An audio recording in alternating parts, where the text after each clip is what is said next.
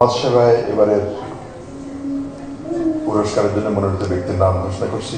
জনাব মোহাম্মদ ইউসুফ চৌধুরী, মরহুম মোহাম্মদ ইউসুফ চৌধুরী।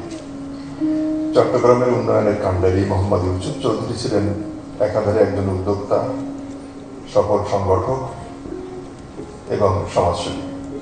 বিভিন্ন ধর্মীয় স্থাপনা ও সামাজিক প্রতিষ্ঠান তৈরি এবং মানুষের সহায়তায় গুরুত্বপূর্ণ ভূমিকা পালনের স্বীকৃতিস্বরূপ সমাজসেবায় এবছরের 21 পদক মরণোত্তর প্রদান করা হচ্ছে মোহাম্মদ ইউসুফ চৌধুরীকে। তার পক্ষে তার পুত্র জসিমউদ্দিন চৌধুরীকে মঞ্চে এসে পদক গ্রহণের জন্য সবিনয় অনুরোধ জানায়। জসিমউদ্দিন চৌধুরী।